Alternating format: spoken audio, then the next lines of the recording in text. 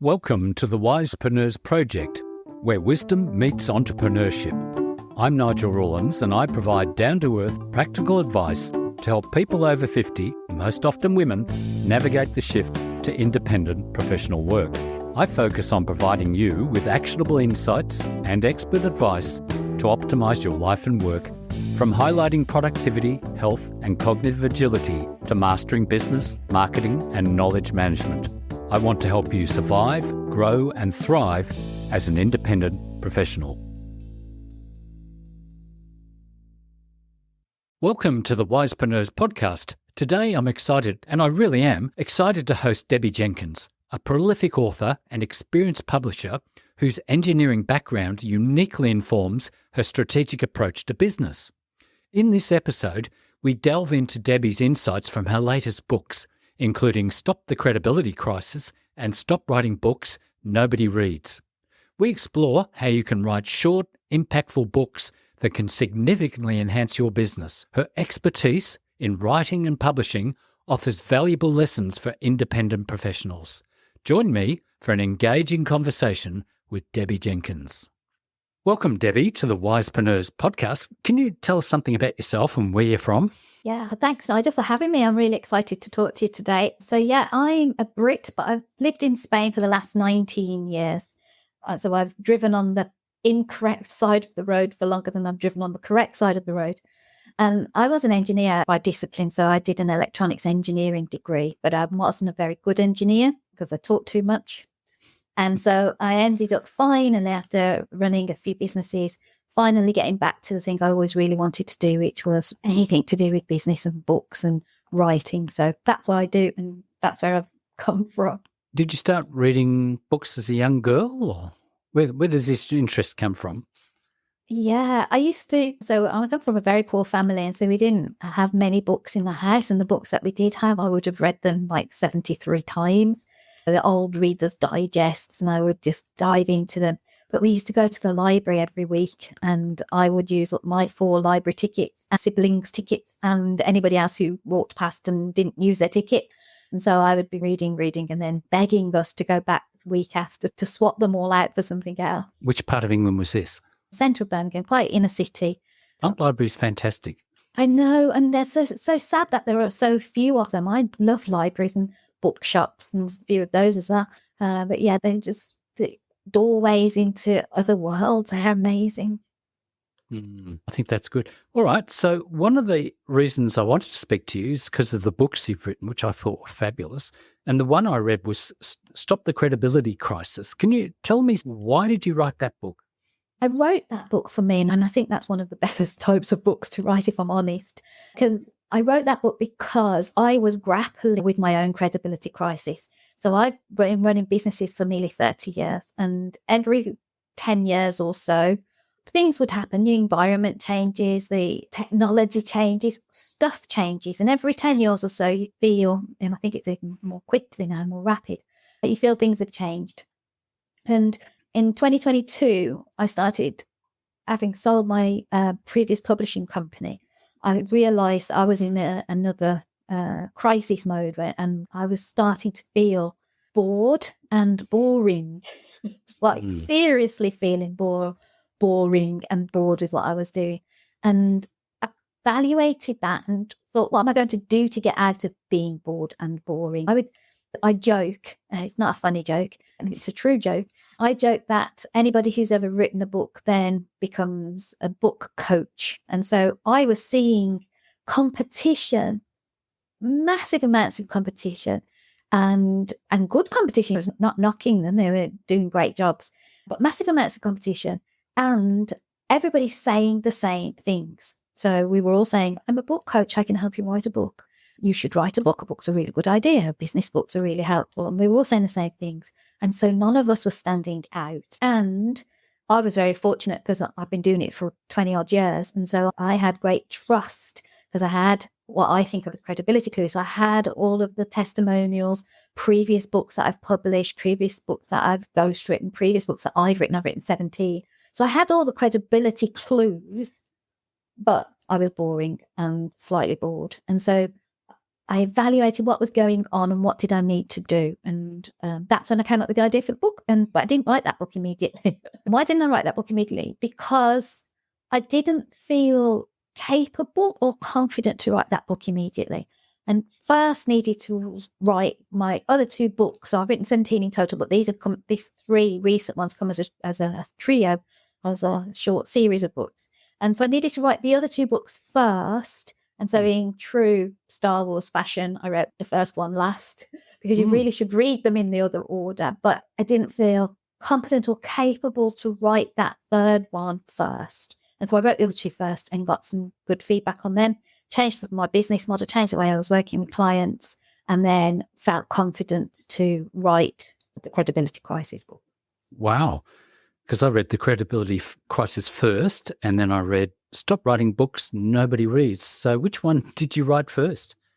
So I wrote, of these 3, Start Writing Books Nobody Reads first, because that's my day job. That is, I can help you write a book that people will want to read. And then the second part of my day job is helping you use that book to grow your business, which is Stop Selling Books Nobody Buys. But the first book, which is I wrote third, is Stop the Credibility Crisis, because that's the why you should be writing a book and using it to grow your business. Without the why, most people do the how-to, the directions type books, but without the why, the doing doesn't make sense. You need the why to put the doing into perspective, into context. I can tell you from reading just those 2, I really get what I need to do if I'm going to be writing. That's when I get the time, because I've probably written about 80 articles on my website, but I'm revamping that into a different way of doing things. And then I want to take those but the podcast is giving me plenty to talk about too, or write about. But what's you Stop Writing Books Nobody Reads is just quite brilliant, but we'll get into that. And I'm just going to plug you right now that if you're not reading these books, you're an independent professional, you're not on the page. You need to get onto this stuff. Stop the Credibility Crisis, the why. It's for people who are running expertise-based businesses to get credibility. So tell me something about why do they need to get their credibility and how do they get to stand out? Okay, it is the problem. Standing out is the problem, and we can stand out for the wrong reasons. So what I was spotting, so these were the problems I was seeing. There were lots of problems, but the sort of main problems that were impacting me, and so those are the ones I mainly think about, was that there is a really low barrier to entry from becoming an expert in a company to then taking that expertise and becoming a consultant or a coach or a trainer or an independent.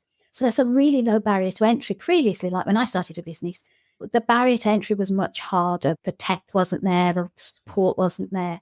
But now that barrier to entry has been just swiped. So that's one of the problems. So anybody can claim that credibility by becoming a coach or a consultant. The other problems I was seeing, and this is a problem for all of us expertise-based business owners, is that there is an overload of information. So that we are not short of information.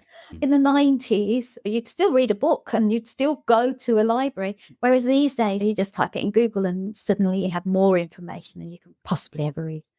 And for me, it became very loud. The environment feels very loud. There's lots of noise. And how do you break through that noise?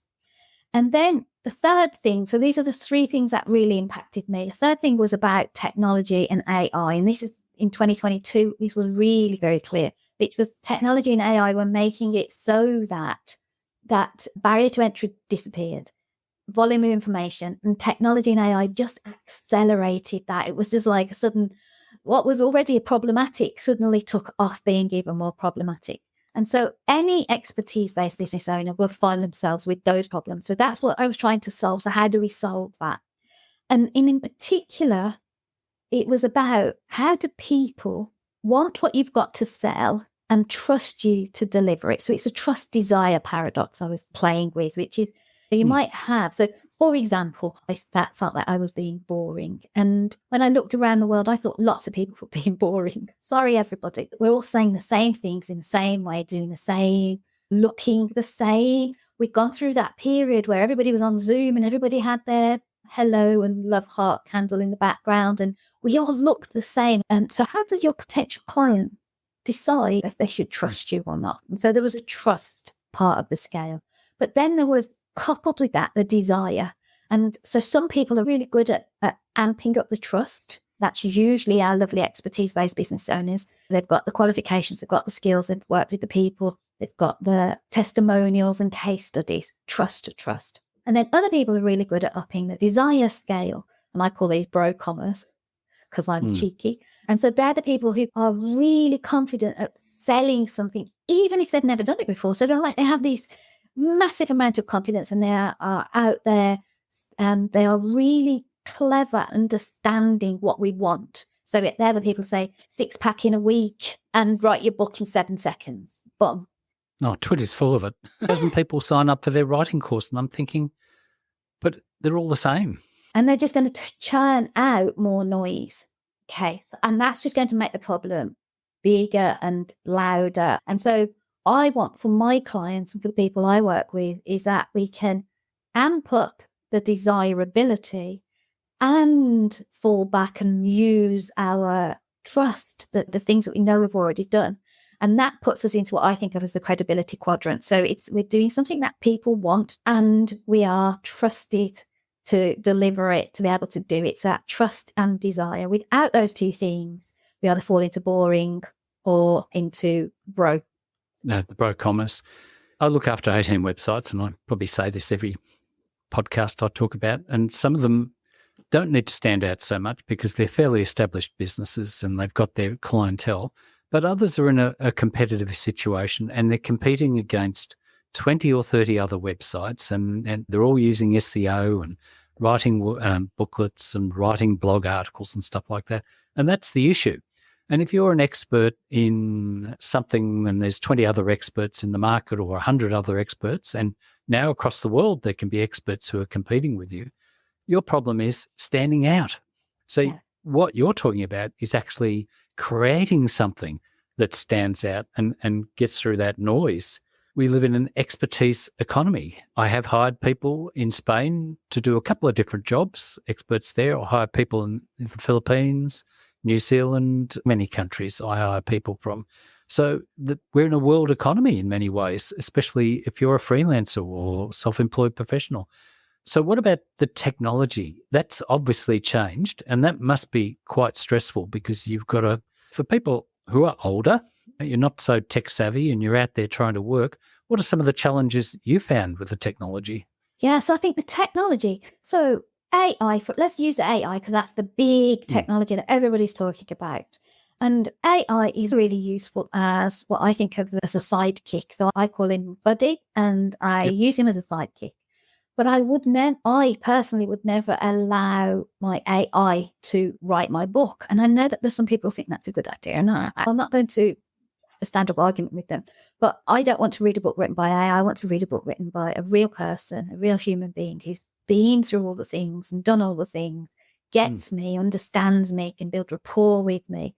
Like, for example, this podcast, I wouldn't want to be interviewed by a robot. I would much prefer to be interviewed by the wonderful Nigel, because then we have a conversation, we build rapport, we understand each other, we can change direction. Technology, back to the question, technology has leveled the playing field, so it's given everybody access, which is a great benefit. But all benefits, I think, come with their downsides. And I think it's going to just make the amount of noise in the market louder. And so I have 3 things that I think we need to do. I think we need to be disruptive, we need to be creative, and we need to make connections. And if we don't be disruptive, creative, and make connections, then it doesn't matter how loud we shout, people are not going to hear us above the rest of the noise. And so, Nigel, what you do with your podcasts is this connection. You help people connect. We connect with you, but we also connect with each other because we can hear each other's voices. And that connection, I think, it's just so valuable these days. I think it's only going to get more and more valuable rather than get more diminished.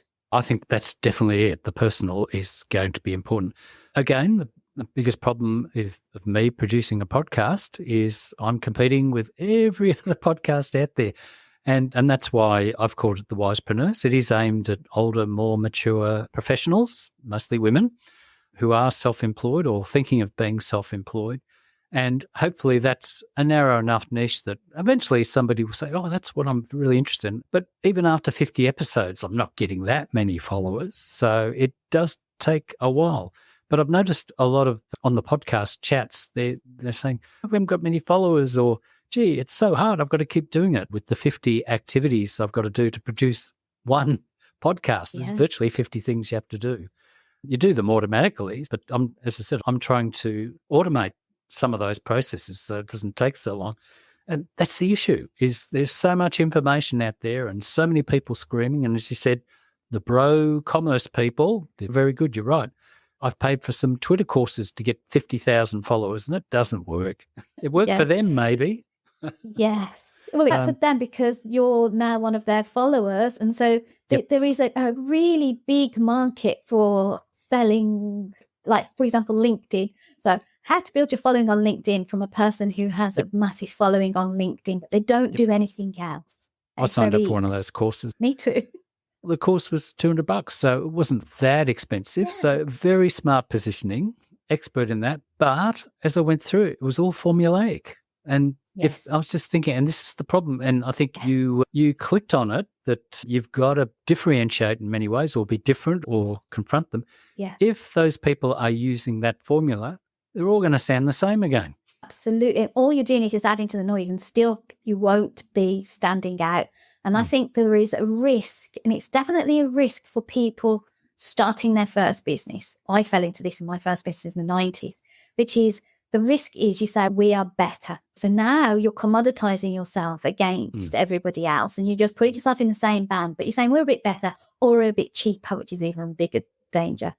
And I think what we have to say is we're different. This is this disruptive part. So we're different. Why are we different? Because we don't just say do the same thing. So for example, we book publish it. I don't say write your book. It's your legacy book. It's 40,000 words. Blum, done. I say write short, valuable books. Lots of them. Make more of them. Do a series of them. Because then you're going to get the flywheel effect. You're going to get Amazon on your side because they'll present your books. You're going to be able to write fast and get books out there faster. So that's a differentiation. That's something slightly disruptive, because most people think they're only ever going to write one book, and I'm saying no, write a series of books. So it's disrupting the sort of patterns. One of the things people, and I talk about disruption, is, oh my gosh, I've got to do everything completely different. I've got to do podcasts standing on my head. I don't know, they're like silly disruption. I don't think you need to do that. I think you just need to find a differentiation angle that people can grasp and understand. And that will pass what I think of as my 12-year-old test. So if I explain to you, write a series of short, valuable books that I said to a 12-year-old, this is my fidelity test, a 12-year-old could then tell a 10-year-old. And if the 10-year-old told it to me, it would still make sense.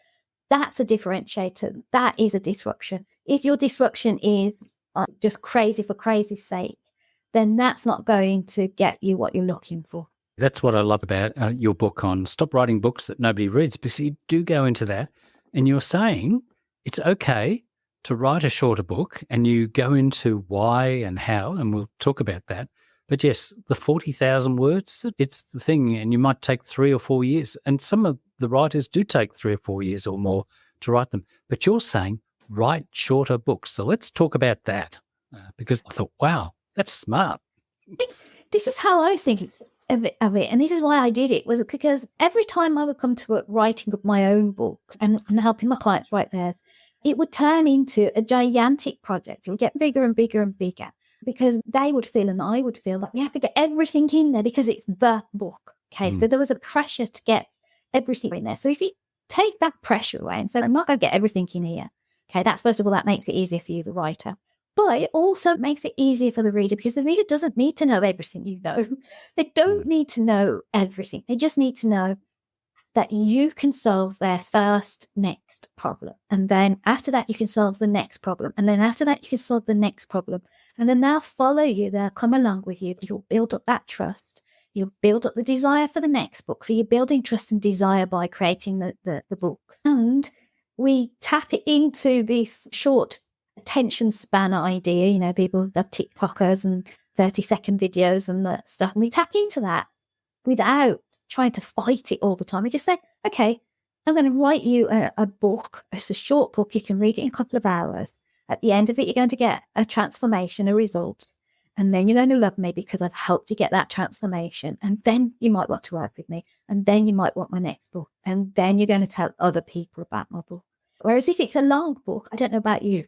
Our first connection was, you said you've got all these unread books on your Kindle. Oh my gosh. And I was like, yes, me too. I have hundreds of opened and unfinished books.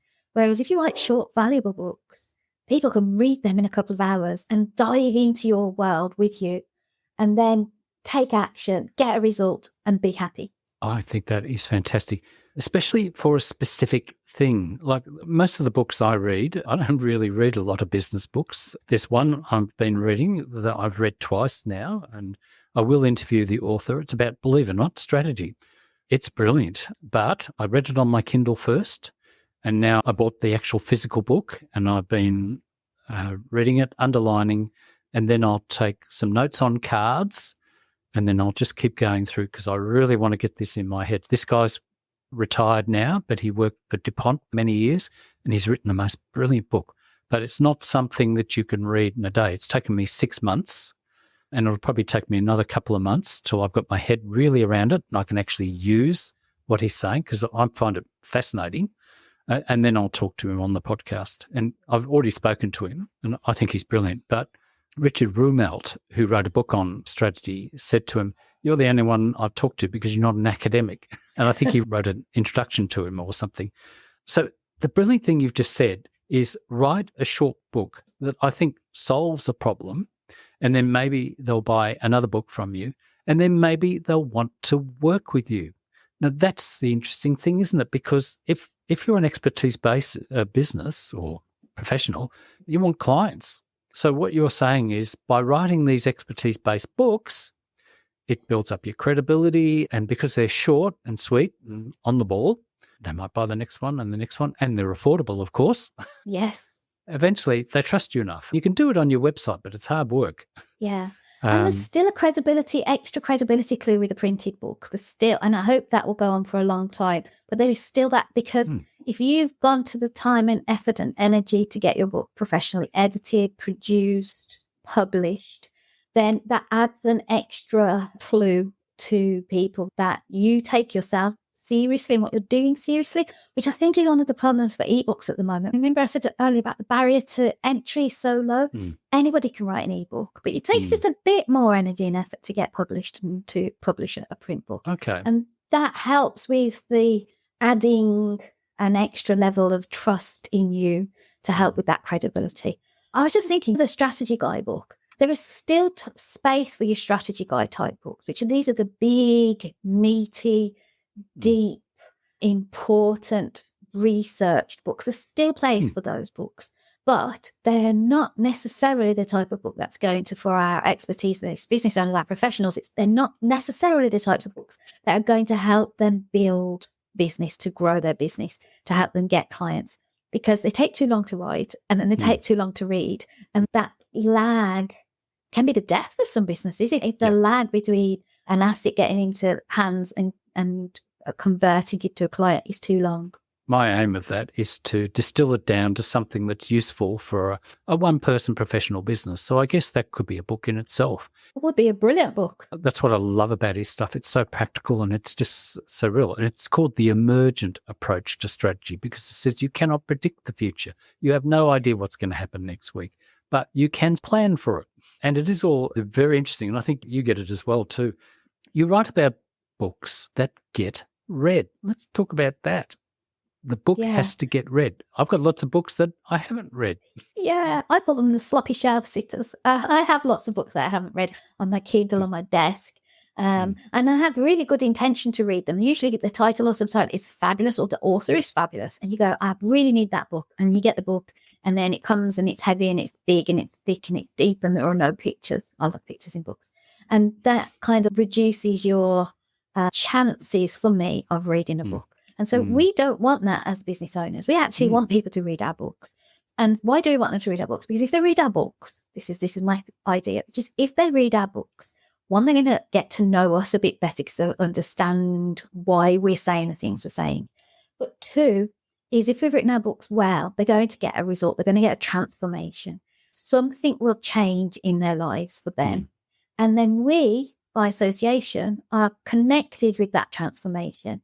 And therefore, we have more credibility in the reader's eyes. And we want our books to be read, and we want our books to be referred to.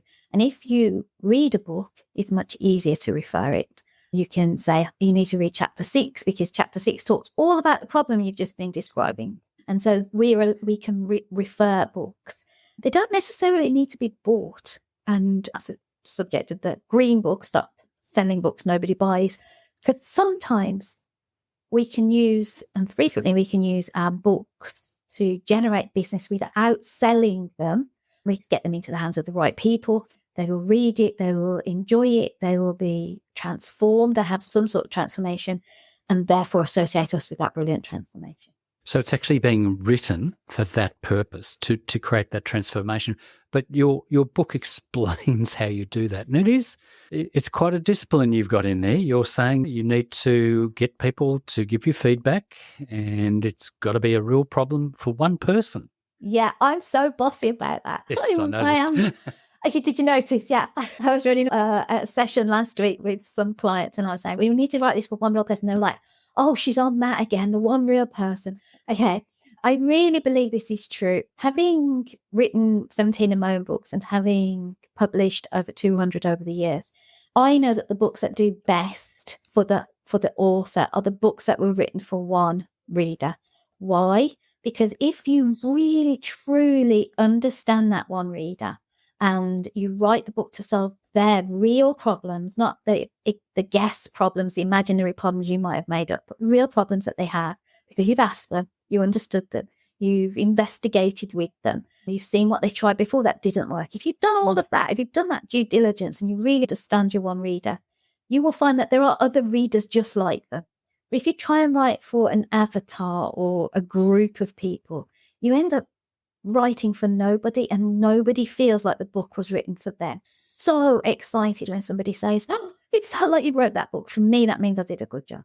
And you also say, as you said, the book has a job to do. Not all books are read. And there are types of books you're suggesting they should do. So you said the directions type book, the landmark book, but not maps. Do you want to talk about those three? Yeah, that's another of my bossy things. Okay, I'm a very bossy person. So I think of books as a business asset. So it's something that you should invest in, and it should give you a return on that investment rather than just be a cost for you in your business. Okay, so I think all assets can fall into directions, maps, or landmarks. So what are direction type assets? There are 1, 2, 3, A, B, C, do this, then this. And in order to write a directions type book, you have to know exactly where the one reader or the one listener, in your case, Nigel, with your podcast, where they actually are right now. Okay, so you can then give them directions, so turn left at the pub type directions, yeah? But you can't give a turn left at the pub type direction if you didn't know where they were. So directions type books, and they're brilliant books. They are how to get stuff done. And so it might be how to get your website done on WordPress, or how to start a podcast, or how to set your text up for audio, okay? Whatever it is, they're how-to type books. And so in my case, it's how to write a book that people read. Great books, good books. You can write them succinctly and you can make them very valuable. On the other end of the extreme are the landmark type books. So these are, I'm standing on top of a mountain waving a flag. I don't know where you are, reader or listener, but you're somewhere and you're looking for a flag. Okay, and this is my flag. There are going to be other mountains with other people waving their flags, their landmarks. And your landmark has to be really distinct, different, probably a bit disruptive, so that the reader or the listener will take the time and effort and energy to walk up your mountain. They might be already halfway up someone else's mountain, and you need to get their attention and get them down their mountain and up yours, okay? So those are landmark type books, and then why too. Really strong, distinct why you should do this. And Stop the Credibility Crisis was a why to book. It's my landmark type book. If we don't do this, if you don't do this, there's going to be a disaster. Brah, okay? And then there's those books in the middle, which are called map type books. I call them map type books. Now, map type books, there's nothing wrong with them. I've written some map type books. But for expertise-based business owners, we don't want to get bogged down in mapping the terrain, the rules, the regulations, giving them much attention to every part of the map, how we see the map. It's our version of the terrain. It's not the real terrain. It's a map of the terrain. That's quite a labor-intensive job to do. And frequently, the reader doesn't care. They just don't care. They just want to know, how do I get this job done? Or why should I do this job in the first place? And often, if we write a map-type book, we end up writing a book that won't get read, won't get referred, won't get searched for, won't get shared, because there's just too much. And they also go out of date. Map-type books, they go out of date quite quickly. So I've got a map-type book, which has been in production for nearly 20 years. And I'm at my 4th edition. And every single time I publish on that edition, immediately I see something that's out of date. Because map type books are dreadful for expertise-based business owners. So this is a different business that I run in Spain. Focus on directions or landmarks, and you'll keep yourself. And you do explain those in this book, in the Stop Writing Books That Nobody Reads. Now, your steps to write the books are really quite interesting. If you use AI, you just say to AI, give me an outline for this particular topic. But you're saying capture your thoughts first. In other words, maybe use a bit of paper and pen and write it down. Then you write an outline, and then you use a pyramid scheme to write things, or the structures. So tell us what you mean by capturing the thoughts. Yeah, most expertise-based business owners, you could class them as thought leaders if they found that confidence to get their thoughts out there. So you, Nigel, will have 100 thoughts a day, and some of them will be brilliant thoughts, and some of them will be thoughts that you'll just let fly by. And so the key is to capture those thoughts and to mix those thoughts up. That's that differentiation. That's that disruption that we're looking for. Okay, so we need to capture our thoughts first. If we say to the AI, write me a book about writing books, it's going to give you the book that everybody else could write. And you don't want that. You want that differentiator. You want the distinction. And so one of the things, my bossy things, is that I encourage my authors to think for almost as long as they're writing. So we can write within 3 months if we've done good thinking first. And so I take them through 2 steps in that thinking process. One is to write a working outline. So it's just like all these things I've captured over the years, or however I've captured them. I use Notion. Somebody might use Rome or Obsidian. But however you've captured, you might use paper. I use lots of paper and notepads and cards and Post-it. However you've captured them, you now go through the thinking process and create a working outline. And you test that working outline with at least your one real reader, and then a smaller inner circle group, which I think of as the book lovers team. But you test it. You don't just assume you know what people want to read. And then there's another step I've encouraged people to do, which is to create the writing outline, because the writing outline, this is where I use Barbara Minto's SCQA process, because it's just a beautiful process. It's a tried and tested process. It works really well, and it helps you get there faster, which is SCQA, which is situation, complication, question, and then your chapter is the answer. If you go through that for every chapter, you have one situation, complication, question, answer for the whole book. So that's your one answer for your one reader, but you know where they are, you know what's complicating things for them, you know that the question that they want resolved, and then your book is the answer. And then you do that for each chapter, and then you do that for each sub-chapter. You're going to create a book that is so easily readable that people fall into the next chapter because it's clearly ordered and organized. And the better thing than all of that, which is brilliant for your reader, is it makes it so much easier for you, the writer. So you, the author, that means you can get it written in a couple of months. Now, you can just say to AI, write me a book about writing books, and it will come up with something. And you can then say, fill in that chapter, fill in this chapter, fill in this chapter, and it will come up with something. But it's not going to have that intelligence and that thought and that nuance and that ability to connect different ideas up that you add to whatever book you write. Oh, I think that's spot on, because I'm finding now, I have used AI a lot, but it's not capturing what I wanted to say. So if it kicks out something from, say, for example, a transcript of one of the podcasts, I now say to it, look, I was thinking about this during the podcast, and these are the things I want to emphasize. Kick me out something with that. And then I have to edit and saying, no, I want it to be more like that. And then I can take it when I put it into, say, Grammarly, which I'll edit it in there, and then I'll rewrite it. myself in my own words. So it does help you. But I think your approach, it's changed the way I think about how I write now, because that's the big issue is how do we get who we are, our writer's voice out there? And you won't do it with AI. It's an No. AI voice. And it's pretty obvious, I think, anything that, like, I'm seeing the word seasoned a lot. We're seasoned professionals. Yeah, and I see realm it is my everywhere. favorite. If I see the word realm anywhere, I guess it's AI. And so sometimes I even actually use it in the realm Oh, of yes. writing books, in the Oh, realm landscape. of podcasting, landscapes. Oh gosh, yeah. So Yeah. there's so many words. But Nigel, you're using AI fantastically. I think how you use AI is brilliant. I think of that as source grounded AI, that rather than you just give a question to the AI and let it go and find the average of the average, which is what it creates from the large language model. You're giving it your source, so your interviews, your podcasts, and you're saying from that source, write in my voice, write in the way I want you to write, follow my rules. And that source grounding is a brilliant use of AI. And I encourage my authors to use that too. But we never let the AI write our stuff. Cool. I have thousands and thousands of notes in Rome because I've been taking notes for 4 years. So I read articles and it feeds in. And then all the books I've read on the Kindle, I feed in. So some of those topics, I've got several sources. So I can try and mesh it together and bring it out. I'm even using AI now to process the notes I have on my Rome database. So asking it to give me a summary, asking it to find the major themes that are in there, give me an FAQ, give me some questions that I can ask, give me some alternative article ideas that I can write. But that's because I've been using it fairly heavily all day, every day, and I also learn as much as I can about it.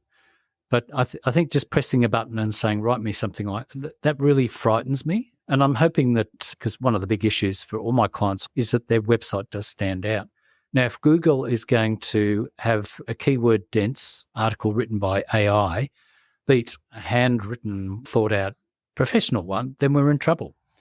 Yeah, same with books. If Amazon's going to allow an AI written keyword dense book trump a thoughtfully written, rapport building, real person, credible person book, then we're in trouble. We are in trouble. And we don't know what's going to happen. So we have to read your strategy book to be better at the emergent approach. Yeah. The interesting thing about that strategy book is the strategy is a rule. It's a constraint that you have to follow. And that's what I liked about what you say. This is how you write a book like this. You have to do these things. It's a decision, he calls it a decision-making framework. And out of that decision-making framework, you come up with the rule that you follow, which is the strategy rule. That helps you make your decisions. I need to read this book.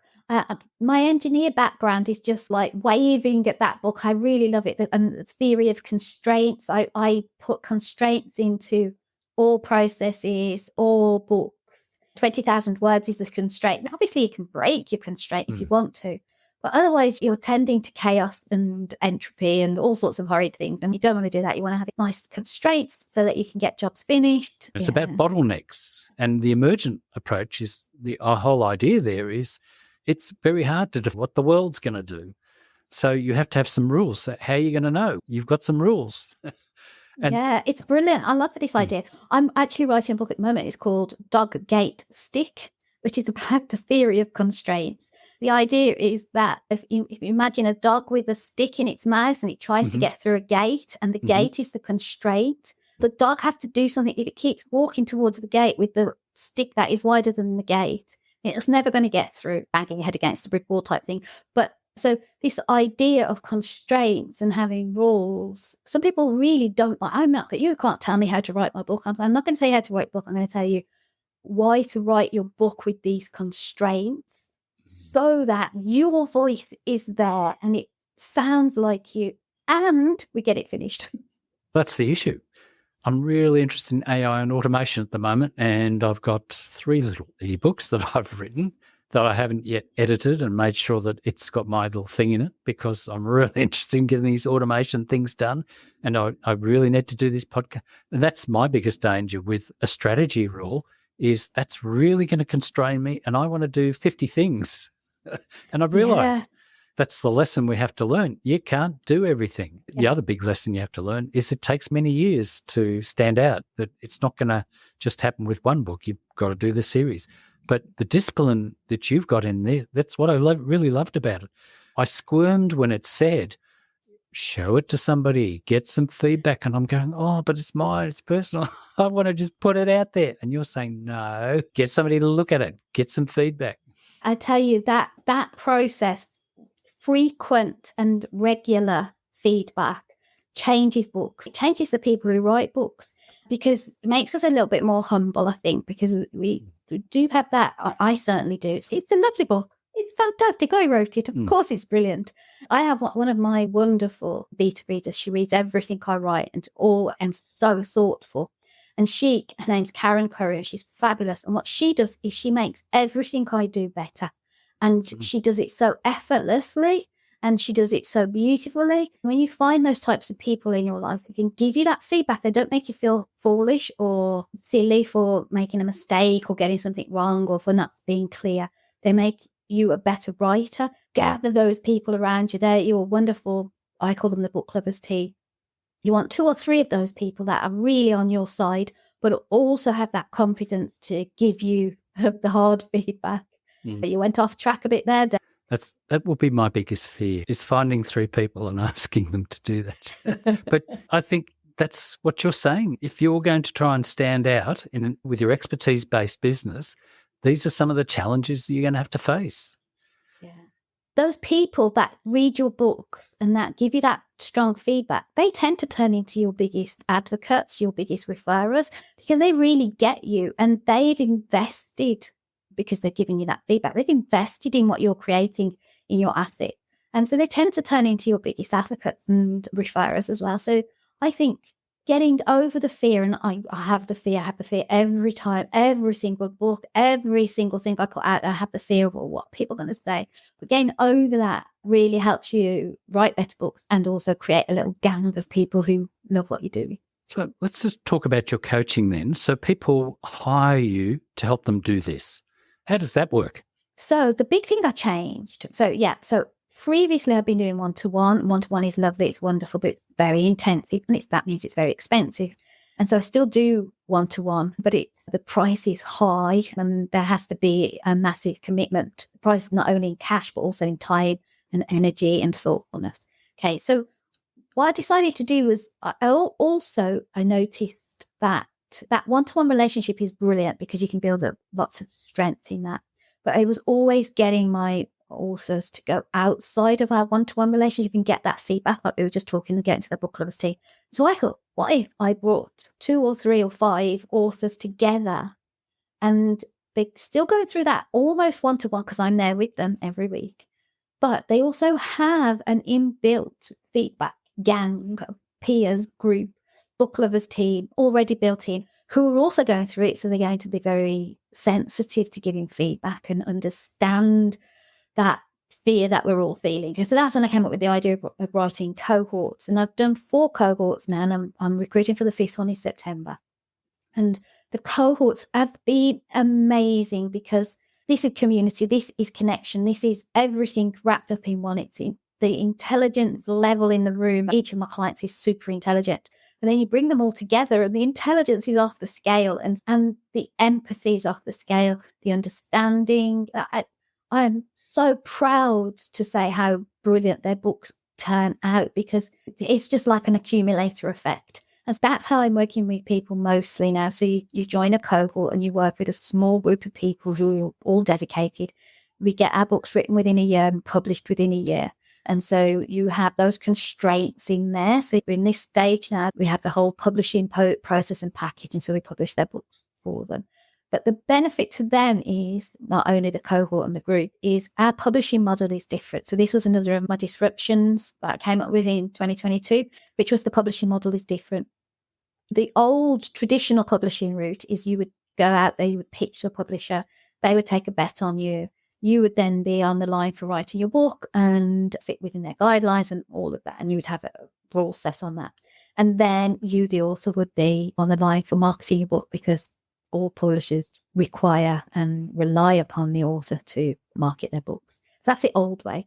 And then a new way came about, which is my old company that I sold, which is called a hybrid way, which is you pay for the professional services and then the publisher takes a percentage of royalties. But the new way that I came up with, which has been going around for a little while, but the way I do it is slightly differently, which is you just pay for the professional services. And the addition I've added on there is, and we do a reverse royalties. So you have 100% control of the published book, and then you pay me a royalty once a year. Okay, so it's a very low royalty. So now I am committed. Traditional publishers, you have the benefit of them being committed to making a good and professional product because their name is on the line. Hybrid publishers, you have their commitment to a good product because they're going to get usually 50-50 of the profits. The publishers a service type, there was no commitment there. So you pay an editor and they don't care at the end of the day. They just walk off and do another job.